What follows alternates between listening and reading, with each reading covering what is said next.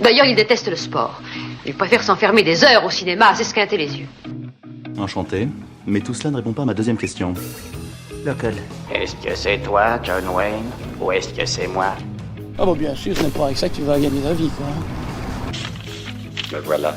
Et maintenant, tu vas m'écouter tranquillement. Et si on faisait un top ultime du cinéma? C'est le projet dans lequel je me lance avec un épisode toutes les 2 semaines où je te propose 5 films que je classe. Tout ça dans l'objectif d'avoir le top ultime du cinéma.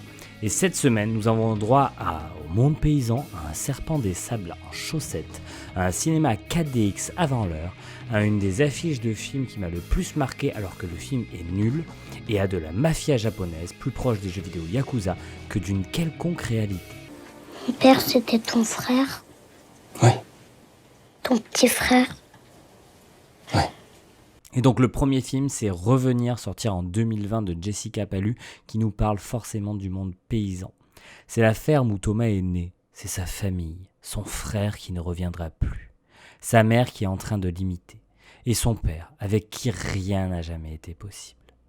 Il retrouve tout ce qu'il a fui il y a 12 ans, mais aujourd'hui il y a Alex, son neveu de 6 ans, et Mona, sa mère incandescente. Revenir est le genre de film qui nous parle d'un sujet important, la difficulté de vivre en tant qu'agriculteur et le suicide engendré de ceux-ci qui n'arrivent plus à joindre les deux bouts, comme dirait Valérie Pécresse. Tout ça pour dire que c'est un film qui nous parle vraiment d'un sujet extrêmement actuel et extrêmement important, c'est-à-dire la difficulté de vie pour nos agriculteurs, la manière dont ils appréhendent les choses, et c'est fait d'une manière un petit peu vraiment, comment on peut dire ça, mais de manière assez presque quasi documentaire, ou en tout cas c'est un petit peu la volonté du film. Je n'ai pas assez de connaissances pour pouvoir définir si ça se rapproche vraiment d'un quotidien ou non, en tout cas on y croit véritablement. Et le film arrive à être touchant, beaucoup par le personnage du père et de la femme du défunt. Malheureusement, le narrateur, c'est comme ça que je vais l'appeler, car sa seule et unique fonction, c'est d'être le narrateur de cette histoire, lui, nous donne pas grand-chose d'émotionnel. Du coup, vu qu'il est censé être le personnage principal et où des pans entiers sont créés pour développer son arc narratif, c'est dommage quand tu finis le film et que tu te dis que le tronc d'arbre en arrière-plan aurait fait la même chose que lui. Je suis un peu dur avec Neil Schneider, en plus, qui est un acteur que j'aime beaucoup, et ce n'est vraiment pas contre lui, mais plus contre le procédé narratif du film qui le positionne de manière trop évidente comme un personnage fonction. Et c'est un véritable problème quand on se retrouve dans une narration avec un personnage qu'on a l'impression qu'il a été créé que pour nous dire ça va se passer comme ça, et pas pour créer un véritable humain. En plus de ça, la réalisation est très simpliste, pas mauvaise, mais très lisse, sans trop donner ni de positif ni de négatif. Bref, Revenir, c'est un film qui est un petit peu frustrant, qu'elle aurait pu nous donner beaucoup plus, et on aimerait beaucoup plus. Mais on est face à un film inabouti à mon sens. Ça aurait pu être un diptyque par exemple magnifique avec Goliath, qui nous parle d'une affaire dans le monde paysan, etc., qui peut donner un petit peu avec les lobbies, etc., qui amène à des choses assez dramatiques dans leur vie. Et ça aurait pu être vraiment l'avis de ces personnes qui travaillent dans l'agriculture de manière un peu plus précise. Malheureusement, ces deux films souffrent du même défaut. C'est quelque chose où on sent que le sujet est tellement important et grand qu'il n'arrive pas à en faire quelque chose d'immense. S'il y a quand même quelque chose que je dois garder, c'est sûrement la scène de la piscine qui, par sa symbolique et son fonctionnement, est sûrement la plus réussie du film. Pour vous expliquer, elle amène vraiment de la profondeur sur le personnage interprété par Adèle Exarchopoulos, et ça nous donne un peu plus le cadre de cette famille. C'est efficace, satisfaisant, et on aurait adoré que le film soit de la même veine. En plus, ça souligne complètement ce propos de les agriculteurs qui aimeraient avoir une vie de riche, ou en tout cas qui aimeraient pouvoir vivre dignement, mais qui sont obligés d'user de stratagèmes pour pouvoir accéder à une piscine. Pour plusieurs choses. Premièrement, parce que les piscines municipales, c'est pas quelque chose de très fleuve dans les régions très agricoles. Et deuxièmement, parce qu'ils n'ont pas assez d'argent pour pouvoir ne serait-ce qu'acquérir ceux-là. Au niveau de la place, c'est quand même bien difficile de classer un film comme celui-ci, parce qu'il m'a donné beaucoup de frustration et en même temps, je le trouve pas catastrophique, et je veux pas le détruire, surtout que le sujet, je le trouve intéressant et pas si mal traité. Du coup, je vais le mettre 18e, c'est un petit peu difficile, il est juste derrière La Jeune Fille de l'eau et juste devant Deathgasm. Et sincèrement, c'est sûrement une des places pour moi qui semble le plus objective en termes d'objets filmiques et pas en termes de propos de fond. Adam et Barbara sont des fantômes. Quel intérêt d'être un fantôme si on peut pas lui faire peur? Leur maison est envahi par des êtres humains. Cette maison aura besoin de petits changements ici et là. Le deuxième film, nous parlons de Beetlejuice, le premier film dont on parle de Tim Burton, parce que c'est son troisième film exactement, ou son deuxième film, excusez-moi, qui est sorti en 1988 et qui nous parle d'un couple de jeunes mariés qui doivent hanter la même maison pendant 125 ans. Ils doivent faire appel à Beetlejuice, ou Beetlejuice plutôt, pour faire partir les nouveaux occupants. Beetlejuice est pour moi un classique. Comme je vous l'ai dit, c'est le deuxième film du grand Tim Burton dans sa période la plus faste, celle des effets visuels réels. Pour expliquer la dernière grande révolution du cinéma et la caméra numérique, permettant de nombreuses choses dont l'incrustation plus facile d'effets spéciaux, et surtout la non-utilisation de pellicules. Ce fut donc un grand bouleversement pour bon nombre de cinéastes. Et pour Tim Burton, qui est un grand artisan d'effets visuels, non effectués par ordinateur, ce fut le début d'un long périple qui montrera son firmament de décadence avec Alice au pays des merveilles. D'ailleurs, paix à son âme. Non, pour expliquer, il faut un peu parler de Tim Burton, qui est un mec qui a commencé en faisant des animations pour Disney, à développer son univers de manière très pratique, qui arrive à faire des films qui sont somptueux. On parle par exemple de Ed Wood, qui est autant magnifique et qui montre tout son amour de la débrouillardise et de l'effet réel un peu kitschouille. Quand c'est en numérique, malheureusement, ça vieillit mal et ça ne fonctionne pas toujours de base. Heureusement, ces derniers temps, il arrive un petit peu à relever le niveau. On peut penser à Dumbo, qui est un peu plus intéressant, mais on est toujours un petit peu déçu par rapport à ce qu'il a pu faire avant. Pour en revenir à nos moutons, tout va bien puisque Beetlejuice est rempli d'effets visuels réels qui permettent parfaitement le déploiement de l'univers burtonien. Allant du serpent chaussette, qui sincèrement m'a vraiment effrayé étant gosse, avec vraiment tout cet aspect un peu Sahara, machin, etc., qui est vraiment terrifiant, au maquillage de Beetlejuice qui a vraiment l'air de sortir d'une soirée de Chalençon, là, et à tout l'univers gothique autour de Winona Ryder. Car oui, Beetlejuice est un film avec de vraies appartenances gothiques. Vous me direz, vu le bonhomme derrière ça paraît logique, mais là ça saute aux yeux et c'est véritablement cool. On peut penser à un gothique un petit peu différent comme l'a fait Del Toro avec Crimson Peak, il y a une vidéo que j'ai fait là-dessus, tu peux aller voir si t'es intéressé, mais il y a vraiment là une espèce de gothique un peu différent, un peu plus décadent. Bon, il faut quand même montrer une ombre au tableau. C'est un deuxième film, un premier où il a vraiment la main, notre Burton adoré va en faire un peu trop. Il tombe avec un budget qui ne le permet pas. Même s'il a beaucoup d'inventivité, tout ne fonctionne pas bien ou tout n'a pas extrêmement bien vieilli. On est là face à du détail qui fait de Beetlejuice quand même un bon film, mais qui n'est pas la quintessence de l'art de Tim Burton. Par contre, ne vous inquiétez pas, clairement, ça annonce des prémices extrêmement bonnes dans un cinéma de Burton qui va devenir extrêmement bon. S'il y a une scène à garder, c'est vraiment l'introduction du long métrage nous montrant avec une réalisation ultra stimulante la fatalité. Concept lié aux pièces de théâtre antiques, Burton nous le résume avec brio en quelques minutes, frénétique et sacrément prenante. Personne ne peut oublier la scène du pont, autant cruelle que satisfaisante. C'est peut-être dans ma vie la scène qui se rapproche le plus du sadomasochisme. Oui, je ne déconne absolument pas. Et au niveau de la place, ce fut un véritable dilemme que de placer Beetlejuice dans ce top de film. Car c'est un film qui me semble extrêmement marquant, mais qui au vu de mon entourage ne l'est pas autant que j'aurais aimé qu'il le soit. J'ai donc décidé de le placer juste devant Persepolis et juste derrière Silent Running, soit quand même une très belle 8e place. Matt. Gotcha. For the kids of Key West, Florida, there was nothing scarier than a monster matinee. Lawrence Wolfe, the master of movie horror, exterminates you with Matt. The story of Matt is based on scientific fact. Est-ce qu'on va parler d'un de mes films doudou ? Oui, on va parler de Panique sur Florida Beach, sorti en 1993, qui est la meilleure année, de Joe Dante. Key West, Floride, 1962. Alors que le monde est au bord de l'anéantissement nucléaire, Lawrence Wolfe présente en première mondiale son nouveau film d'horreur.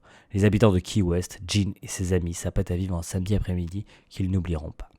Panique à Florida Beach, c'est une vraie petite sucrerie pour tout cinéphile ou cinéphage. Premièrement, le film nous parle d'une peur panique de la Troisième Guerre mondiale et du risque nucléaire, mais il nous parle surtout de l'industrie du divertissement. Et donc forcément, du cinéma, et même plus précisément de la salle de cinéma. Et c'est déjà une véritable originalité du film qui parle énormément et qui se passe énormément dans une salle de cinéma, chose qui est quand même assez rare. Alors je vous vois les petits malins, oui ça existe avec des films comme Last Action Hero ou Démon de Lamberto Bava. Oui, j'adore placer Démon de Lamberto Bava parce que c'est important de placer Démon de Lamberto Bava. Mais cela reste quand même assez rare à l'échelle du cinéma. Et surtout, il nous parle de l'expérience cinéma et comment créer une expérience par un film à ses côtés et sur quel point précis, quelle ingéniosité, quelle envie et surtout comment faire vivre le film pour ses spectateurs. Et quand on sait que c'est le dernier film où Joe Dante a véritablement une liberté artistique complète, il en devient un vrai objet filmique à part. Si le film est peut-être dans sa forme avec l'aventure intérieure le plus classique de Joe Dante, à milieu de la fantasmagorie foutraque de Gremlins 2, il le doit bien entendu à son sujet, la fascination pour un certain cinéma bis au début des années 60. Amour mis en image à travers Mont, c'est le personnage principal du film. Le film dans le film est bien entendu le personnage de Lawrence Woolsey, génialement campé par John Goodman. Woolsey est inspiré de William Castle, qui lui-même fabriquait ses bandes annonces sur le modèle de celle d'Alfred Hitchcock. Et j'ai aimé découvrir cette déclaration si personnelle et si bienveillante envers un pan entier du cinéma. Tout amoureux du cinéma bis, que ce soit de la Hammer ou que ce soit d'autres types de ce genre-là, doit voir ce film. Et si je dois garder une scène, c'est la bande-annonce des films d'horreur présentés. C'est juste une véritable petite pépite d'ingéniosité où il va remettre plein de choses différentes, que ce soit donc des films de la Hammer, des films de Roger Corman, mais aussi bien entendu des films de Hitchcock. Et c'est vraiment un moment très impactant pour moi. Comme je vous l'ai dit, c'est un de mes films chouchous, donc il va être haut, il va être haut dans ce top. Il va même dépasser un autre de mes films chouchous, puisqu'il sera juste devant Tag et juste devant Men, soit une magnifique 4e place. Pour Adam Gibson, ce jour fait partie de ceux qu'il n'oubliera jamais. Il y a quelqu'un dans ma maison. On va parler d'un des plus gros navets du cinéma. En tout cas, un des films qui m'a vraiment fait envie de vomir. Mais qui avait une sacrée affiche. À l'aube du 6e jour, sorti en 2000 de Roger Spottiswoode.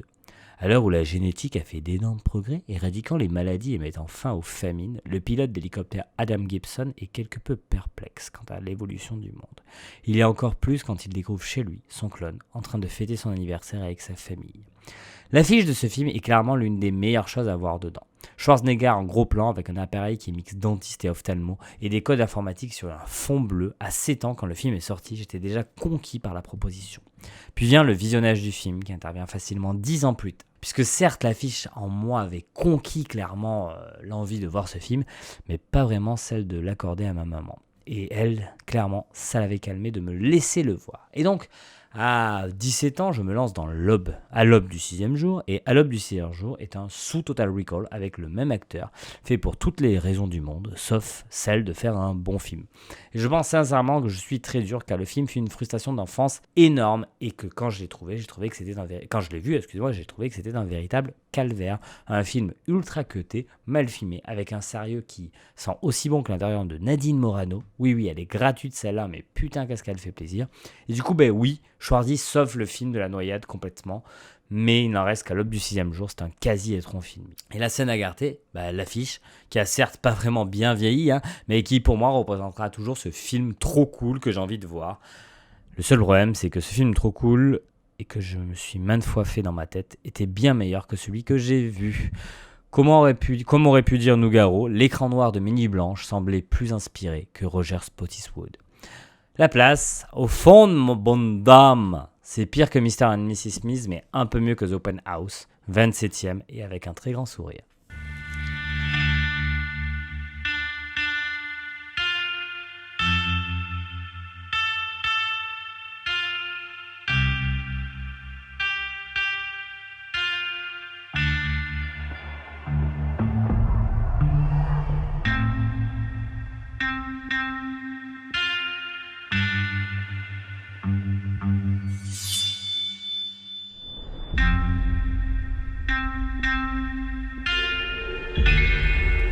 ってそろそろ戦争の地形な。